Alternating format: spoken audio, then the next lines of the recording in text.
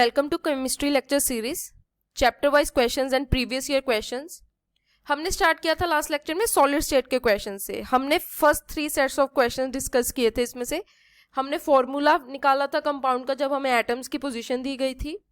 दूसरा हमने types of unit sales के बारे में कुछ डिस्कशन की थी, एफसीसी बीसीसी के बारे में और उनकी ऑक्टाहेड्रल एंड टेट्राहेड्रल बोर्ड्स के बारे में डिस्कशन की थी। आज का जो हमारा क्वेश्चंस होने वाले हैं वो होने वाला है डिफरेंट आयनिक सॉलिड्स पे, और दूसरे सेट ऑफ क्वेश्चंस होने वाला है हमारा क्वेश्चन बेस्ड ऑन पैरामीटर्स। हमने एच लेंथ एंड रेडियस में रिलेशन निकालना है। तो ये 4th एंड 5th टॉपिक्स के जो क्वेश्चंस हैं वो आज के सेशन में कवर्ड होंगे। तो चलिए पहला क्वेश्चन देखते हैं।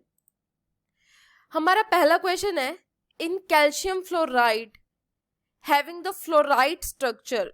फ्लोराइड स्ट्रक्चर से हमें पता लगता है कि हमारा फ्लोराइड स्ट्रक्चर होता है AB2।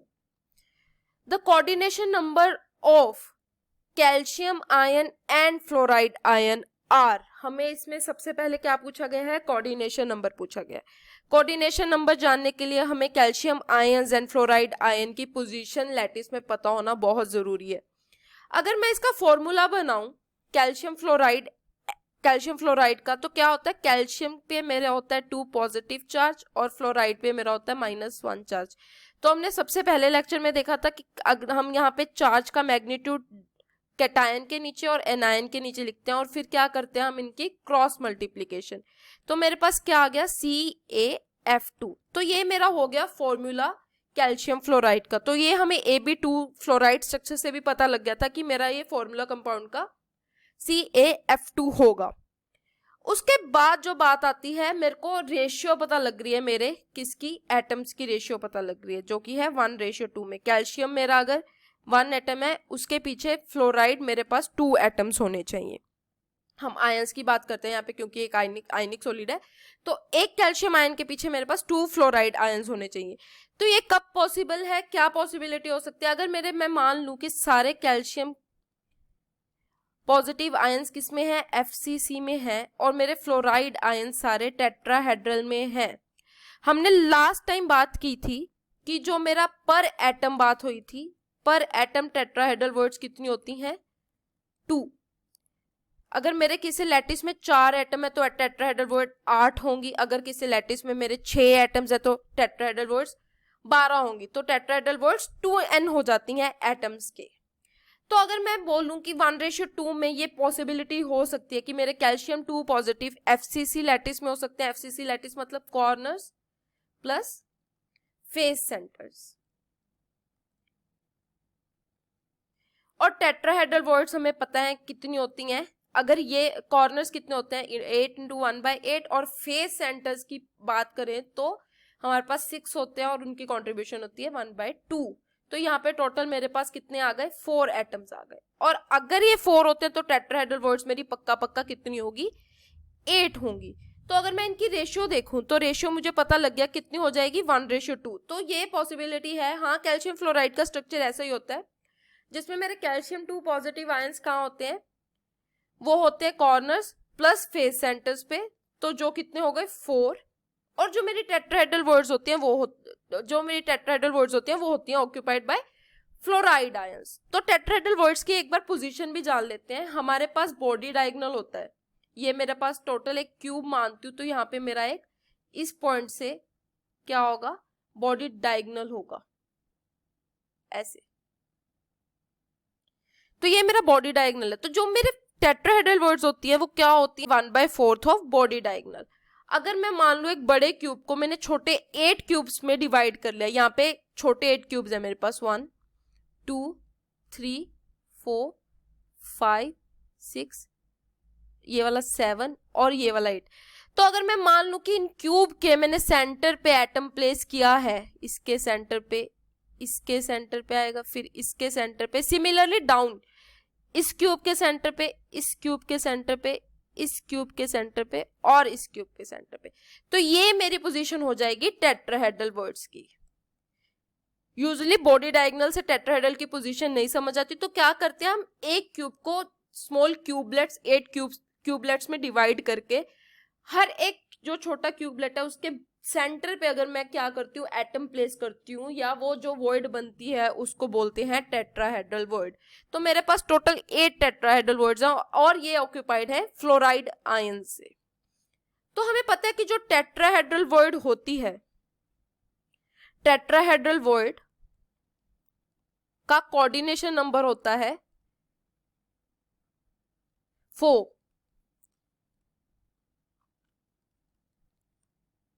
टेट्राहेड्रल वॉइड का कोऑर्डिनेशन नंबर होता है 4। 3 in a plane and 1 above the plane और बिलो द प्लेन क्या करते हैं, मेरा टेट्राहेड्रल वॉइड बना देते हैं। तो मतलब जो एटम टेट्राहेड्रल वॉइड में होगा, मतलब फ्लोराइड आयन जो टेट्राहेड्रल वॉइड में होगा, उसका कोऑर्डिनेशन नंबर पक्का से पक्का कितना होगा, 4।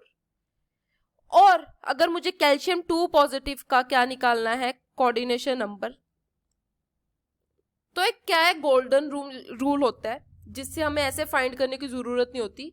हम क्या करते हैं कि अगर मेरे एटम्स या आयंस की रेशियो 1:2 है तो उनका कोऑर्डिनेशन नंबर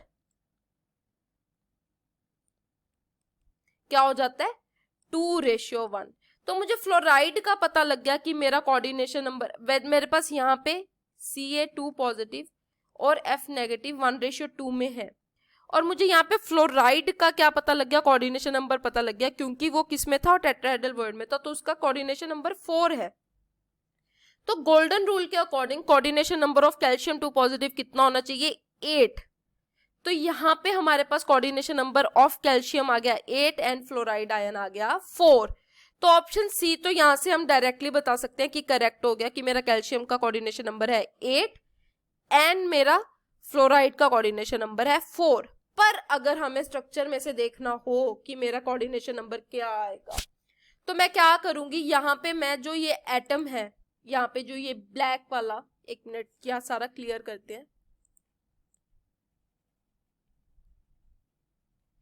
मान लीजिए कि ये मेरा क्या है, एक कैल्शियम 2 पॉजिटिव है। तो अगर मैं बात करूं तो ये फ्लोराइड आयंस मेरे थे हर क्यूबलेट के सेंटर पे, या बोलती हूँ बॉडी डायगोनल के, अगर हमने दूसरी भाषा में इसको एक्सप्लेन करना है। तो मैं यहाँ पे देख सकती हूँ कि जो मेरा कैल्शियम 2 पॉजिटिव है वो हर किसके साथ होगा, टेट्राहेड्रल वॉइड के साथ लिंक्ड होगा, ऐसे। तो यहाँ पे कोऑर्डिनेशन नंबर मतलब एक कैल्शियम 2 पॉजिटिव 8 फ्लोराइड आयंस के साथ किसमें है, कांटेक्ट में है। तो मैं बोल सकती हूँ कि मेरा कैल्शियम 2 पॉजिटिव का कोऑर्डिनेशन नंबर कितना आ गया, 8। उसके साथ 8 फ्लोराइड आयंस क्या है, कांटेक्ट में है। तो यहाँ से भी हम डायग्राम से भी पता लगा सकते हैं, उसके लैटिस स्ट्रक्चर से भी पता लगा सकते हैं कि कोऑर्डिनेशन नंबर क्या होना चाहिए। तो मेरा फाइनल रिजल्ट क्या आया कि कैल्शियम का कोऑर्डिनेशन नंबर हो गया 8 एंड मेरा फ्लोराइड आयन का कोऑर्डिनेशन नंबर हो गया, क्योंकि फ्लोराइड आयंस जबकि मेरे टेट्राहेड्रल वॉइड में है तो पक्का से पक्का उसका कोऑर्डिनेशन नंबर क्या होगा, 4। तो हमारा option C is the correct answer. उसके बाद चलते हैं क्वेश्चन नंबर 2 पे, जो है the number of carbon atoms per unit cell of diamond is. हमारे पास अब हमें एक, ये क्या होता है, डायमंड क्या होता है, एक एलोट्रोप है कार्बन का, और जबकि इसमें सिर्फ कार्बन एटम्स होते हैं तो ये एक कोवेलेंट सॉलिड होता है, ये एक आयनिक सॉलिड नहीं होता, इसमें कोई आयंस के द्वारा नहीं बनाया जाता, ये एक कोवेलेंट सॉलिड है। पर इसको हम स्ट्रक्चर ऑफ आयनिक सॉलिड्स के बीच में ही स्टडी करते हैं, सॉलिड स्टेट के बीच में। तो हमारे पास अब पूछा गया है the number of carbon atoms per unit cell. मैंने यहाँ पे क्या किया हुआ है, एक यूनिट सेल ले लिया है जिसमें अभी हम डिस्कस करेंगे ये ग्रीन एंड ब्लैक एटम्स क्या हैं जो हमने बॉल्स बनाई हुई हैं। मेरे पास डायमंड में 2 तरह के कार्बन एटम्स होते हैं, एक जो FCC बनाते हैं, प्लस क्या होते हैं, वो होते हैं ऑल्टरनेट टेट्राहेड्रल वॉइड्स में। तो ये 2 तरह के एटम्स होते हैं मेरे पास कार्बन के। इसमें FCC का मतलब क्या होता है कि वो तो एक तो कॉर्नर्स पे होंगे, ये वाले सारे एटम्स कॉर्नर पे, 8 कॉर्नर्स पे, मतलब 8 इंटू 1/8, प्लस होंगे फेस सेंटर्स पे, ये जो ये ग्रीन वाले हैं, ये वाले, ये सारे क्या है, फेस सेंटर्स के एटम है। तो ये वाले कितने हो गए 6 इंटू 1/2। तो मेरे पास एक सेट तो हो गया जो FCC को बनाता है, पर दूसरा सेट जो मेरे पास है वो क्या है, ऑल्टरनेट टेट्राहेड्रल वॉइड्स। जो यहाँ पे ये ब्लैक कलर के एटम्स हैं ये कहाँ प्लेस्ड है, ऑल्टरनेट टेट्राहेड्रल वॉइड्स में। ऑल्टरनेट टेट्राहेड्रल वॉइड्स का क्या मतलब है, अगर ये फ्रंट क्यूब में होगा तो इसके जो ऑपोजिट एंड वाला होगा वो पक्का से पक्का बैक वाले क्यूब में होगा। हमने लास्ट उसमें देखा था, हमने क्या किया था, इसको 8 स्मॉल क्यूबलेट्स में डिवाइड कर लिया था। तो ये मेरा फ्रंट क्यूब था और ये वाला मेरा बैक क्यूब था। अगर मेरा यहाँ पे टेट्राहेड्रल वॉइड एक क्यूब में आई है तो दूसरी ऑल्टरनेट मेरे को कहाँ प्लेस करनी पड़ेगी, बैक वाले क्यूब में। तो यहाँ पे अगर मैं देखूं तो ब्लैक जो ये डॉट्स हैं तो ये क्या है, मेरे कार्बन एटम्स है ऑल्टरनेट टेट्राहेड्रल वॉइड्स में। तो अगर मेरे पास टोटल टेट्राहेड्रल वॉइड्स 8 है और ऑल्टरनेट हमारे क्या है, ऑक्यूपाइड है, तो मतलब हमारे पास टोटल कार्बन एटम्स जो टेट्राहेड्रल वॉइड में होंगे वो कितने हो जाएंगे, 4। तो ये ब्लैक वाले भी हमारे पास कितने हो गए, 4। और टेट्राहेड्रल वॉइड कोई किसी के और क्यूब के बीच में नहीं होती क्योंकि क्यूबलेट्स के सेंटर में होती है, तो वो किसी और क्यूब्स के साथ शेयर नहीं होती, तो उसका होलसम कॉन्ट्रीब्यूशन 1 ही होता है टूवर्ड्स 1 यूनिट सेल। तो 4 + 4 मेरे पास कितना आ गया, 8। तो मतलब मेरे पास यहाँ पे 2 सेट थे कार्बन एटम्स के, एक तो जो लैटिस बना रहे थे मेरा मेन FCC का, और दूसरा जो मेरे ऑल्टरनेट टेट्राहेड्रल वॉइड्स में प्रेजेंट थे। तो यहाँ पे मेरे पास कितना आ गया, number of carbon atoms per unit cell कितना होगा, 8। तो ये इसी के साथ सेकंड क्वेश्चन सॉल्व होता है। अब मेरा आता है क्वेश्चन नंबर 3। क्वेश्चन नंबर 3 एक बहुत ही ब्रॉड क्वेश्चन है जिससे मेरे पास पैरामीटर्स के सारे क्वेश्चन सॉल्व हो जाएंगे अगर मैंने ये क्वेश्चन सॉल्व कर लिया। If A stands for the edge length of the cube system, मतलब मैंने क्यूब सिस्टम्स लिए हैं, उनकी मैंने बोला कि एज लेंथ कितनी है, A दे दी गई है, और मेरे पास 3 सिस्टम दे दिए गए हैं, कौन से, simple cubic, BCC body centred cubic, और FCC face centred cubic. Then the ratio of radii of spheres in this system will be respectively, हमें अब क्या दे दिया गया, हमें तीनों सिस्टम्स का पूछ लिया गया है पैरामीटर्स के बारे में, हमने रेशियो निकालनी है स्फीयर्स के रेडियस की। तो चलिए सबसे पहले हमने जो यहाँ पे सिस्टम की डायग्राम ली हुई है वो क्या है, हमारा सिंपल क्यूबिक।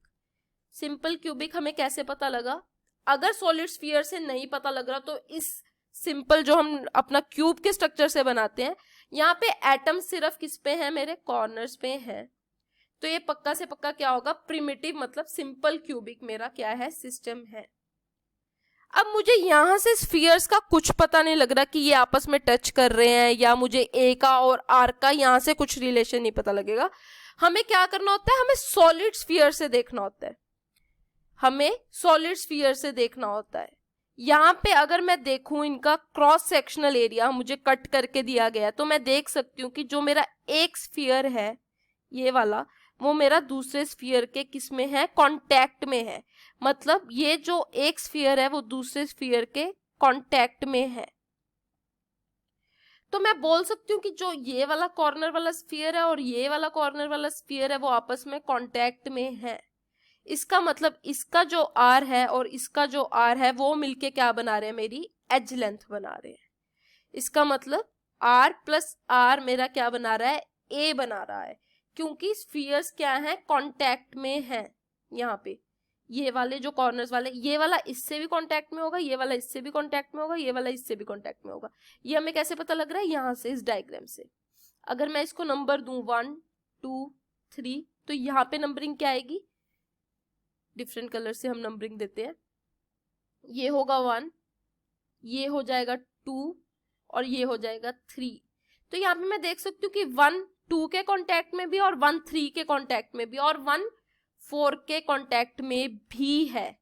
यहाँ से कांटेक्ट है, यहाँ से कांटेक्ट है, यहाँ से कांटेक्ट। तो मैं किसी भी एच लेंथ की बात कर लूं, मतलब पूरे क्यूब में, तो मतलब मेरे 2 एटम्स मिलके, 2 हाफ एटम्स मिलके क्या बनाएंगे, एच लेंथ बनाएंगे।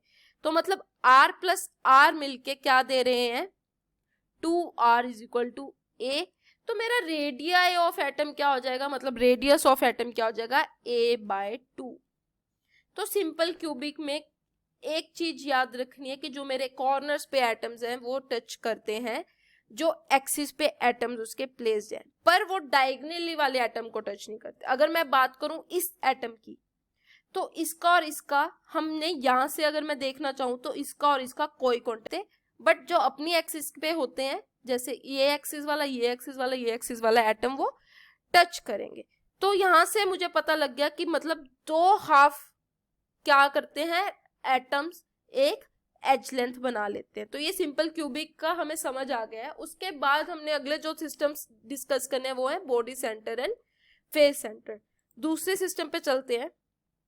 अब यहाँ पे ये क्या है, बीसीसी। बीसीसी कैसे पता लगा, इससे हमने ऐसे ही स्ट्रक्चर्स पढ़े हैं, हमने सॉलिड स्टेट, सॉलिड स्फीयर्स वाले स्ट्रक्चर का हम देखे हैं।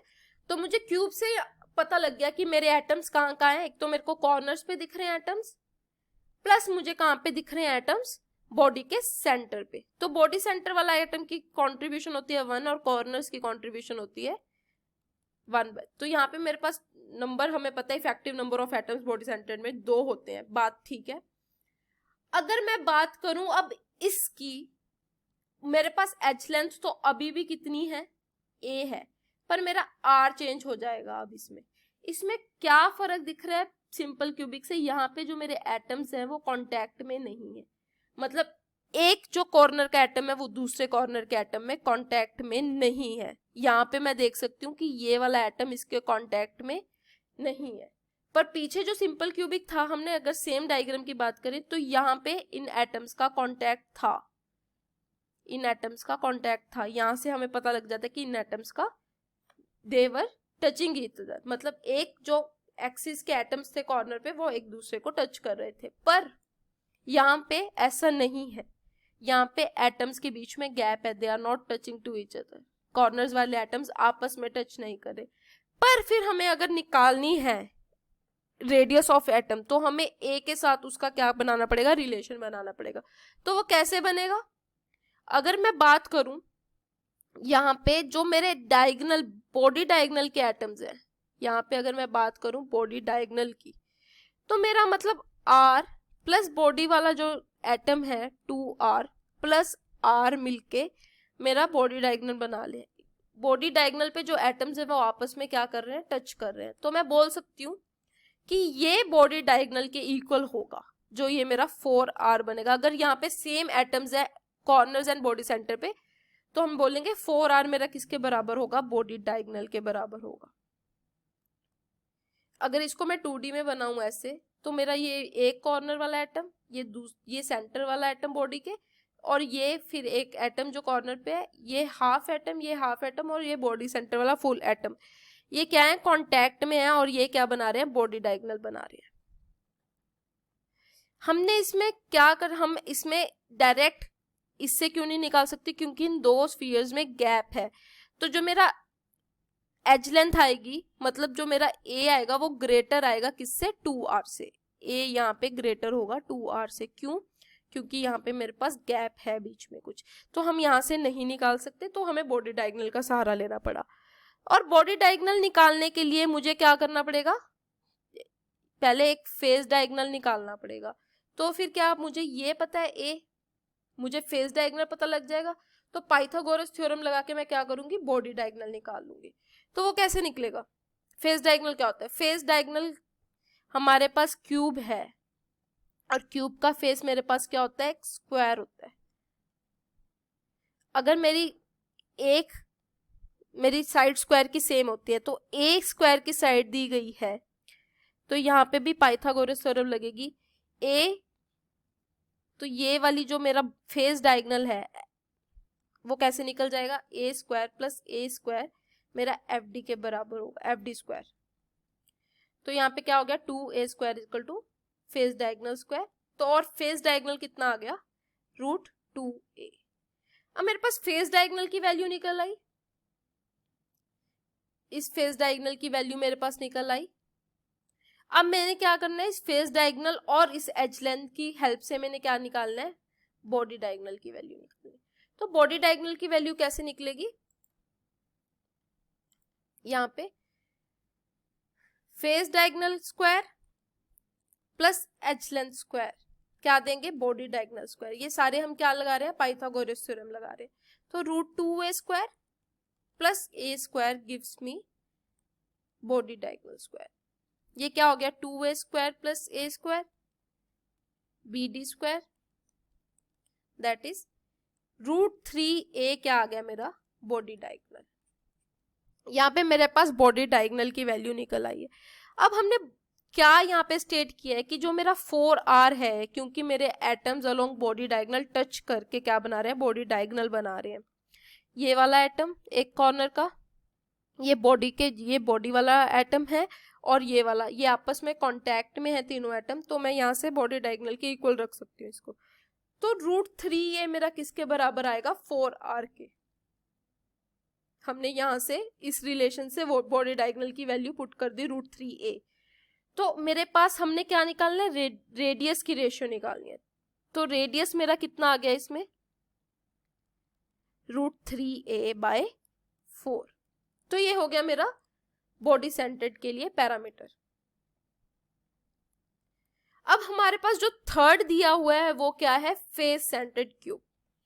अब फेस सेंटर्ड की बात करें तो मुझे यहां से पता लग रहा है कि मेरे पास जो एटम्स है, रेड बॉल्स हैं, वो फेस के सेंटर्स पे हैं। तो ये एक पक्का एफसीसी का स्ट्रक्चर है। और यहाँ पे अगर मैं इसको क्रॉस सेक्शनल एरिया के थ्रू देख रही हूँ तो मुझे पता लग रहा है मेरा ये एक स्क्वायर फेस है, ये एक स्क्वायर फेस, मेरे पास 6 स्क्वायर फेस है। और अगर मैं एटम्स की बात करूं कि जो ये कॉर्नर वाला ब्लू एटम है वो कांटेक्ट में है किसके, फेस सेंटर के रेड वाले उससे, स्फीयर से। सिमिलरली ऑपोजिट कॉर्नर वाला एटम भी क्या है, कांटेक्ट में है इसके। तो मैं इस पर जो मेरे, वैसे अगर मैं बात करूं कॉर्नर्स के एटम्स आपस में कांटेक्ट में नहीं है, तो यहाँ पे मेरा जो a होगा वो ग्रेटर होगा 2r से, क्योंकि मेरे कॉर्नर्स के एटम्स आपस में टच नहीं कर रहे अलोंग वन एक्सिस। तो मुझे फेस डायगोनल से इसका क्या रिलेशन निकालना पड़ेगा, क्योंकि एटम्स फेस डायगोनल से क्या कर सकती हूँ, रेडियस निकाल सकती हूँ। तो यहाँ पे क्या आएगा, अगर बात की जाए इसका r, इसका 2r प्लस इसका r।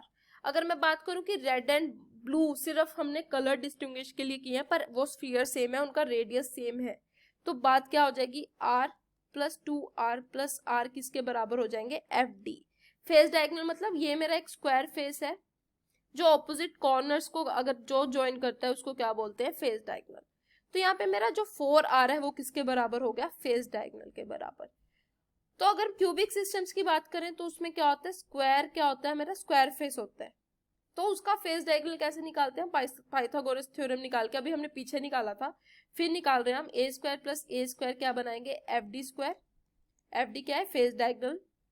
तो यहाँ पे क्या हो गया, √2a क्या आ गया, मेरा फेस डायगोनल आ गया। इसका मतलब मैं यहाँ पे अगर फेस डायगोनल की वैल्यू पुट करूँ तो क्या आ जाएगा, 4r इक्वल टू √2a। तो r की वैल्यू क्या आ गई, √2a/4।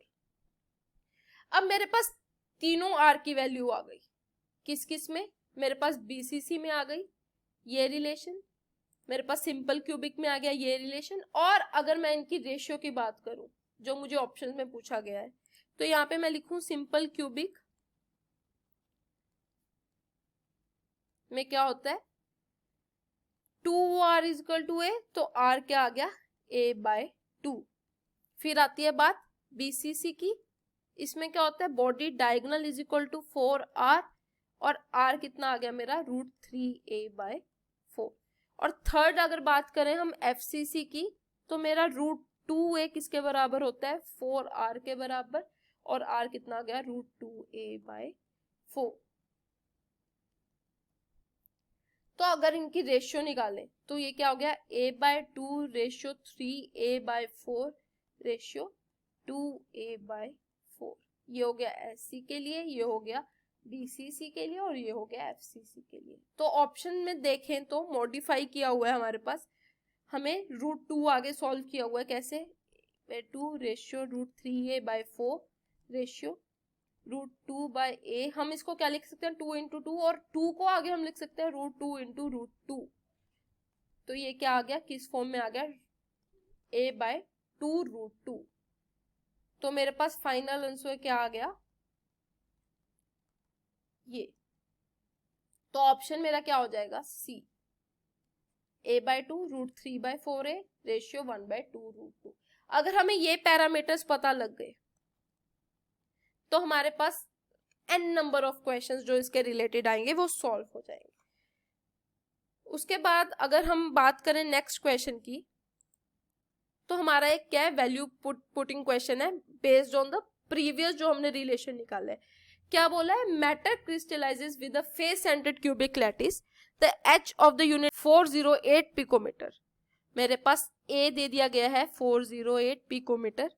The diameter of the metal atom. अब यहाँ पे हमें एक बात नोट करने की जरूरत है, हमने रेडियस और एज लेंथ में रिलेशन निकाला है, पर यहाँ पे डायामीटर पूछा गया है, तो डायामीटर क्या हो जाएगा, 2r हो जाएगा। हमें लास्ट में ये ध्यान देने की बहुत जरूरत है क्वेश्चन में कि रेडियस पूछा गया है या डायामीटर पूछा गया है। अभी हमने फेस सेंटर्ड के लिए डिराइव किया कि जो मेरा फेस डायगोनल होगा वो 4r के बराबर होगा, और फेस डायगोनल अगर आगे हमने निकाला था √2a के बराबर, तो यहाँ पे क्या हो जाएगा, √2 × 408/4 मेरा क्या हो जाएगा, रेडियस। अब मुझे पर क्या चाहिए, डायामीटर चाहिए, तो डायामीटर मेरा क्या हो जाएगा 2r, तो वो कितना हो जाएगा, √2 × 408/4 × 2। तो यहाँ पे अगर बात करें यहाँ पे, सो 204 × 1.414, तो ये हो जाएगा अप्रोक्सीमेटली 288 पिकोमीटर के बराबर। तो मेरा आंसर क्या आ गया इसमें, option A is my correct answer. उसके बाद अगर चलें ऐसे ही किसी क्वेश्चन पे, तो हमें दिया गया है A B crystallises in a body centred cube. अभी हमें एक BCC स्ट्रक्चर दे दिया गया और एज लेंथ दे दी गई है किसके इक्वल, 387 picometre. The distance between two oppositely charged ions. अब बॉडी डायगोनल पे मैं तो बात करें बॉडी डायगोनल की, तो ये बी मान लो मेरा नेगेटिव आयन है और ए मेरा पॉजिटिव आयन है। हमने जब सेम एटम्स की बात की थी तो हमने बोला कि जो बॉडी डायगोनल होगा वो मेरा 4r के इक्वल होगा, पर यहाँ पे सेम एटम्स ना होके मेरे पास क्या है, मेरे पास बी नेगेटिव और ए पॉजिटिव आयंस है, तो इसका 2r पॉजिटिव और इसका ये r नेगेटिव और ये r नेगेटिव मिलके क्या बनाएंगे, बॉडी डायगोनल बना देंगे। तो मतलब यहाँ पे मेरा बॉडी डायगोनल किसके इक्वल होगा, 2r positive plus 2r negative, और बॉडी डायगोनल हमने बोला था कितना होता है, √3a, तो r positive plus r negative, यहाँ पे हम 2 डिवाइड में ले गए तो ये डिस्टेंस हो जाएगा। r पॉजिटिव और r नेगेटिव के बीच में डिस्टेंस ही पूछा है हमें क्वेश्चन में, तो वो कितना हो जाएगा, √3a/2। अगर हम इसको सॉल्व करेंगे, सॉल्व करके कितना हो जाएगा, 1.732 × 387/2, तो ये आ गया अप्रोक्सीमेटली 335 पिकोमीटर की। तो मेरा option A is the correct answer.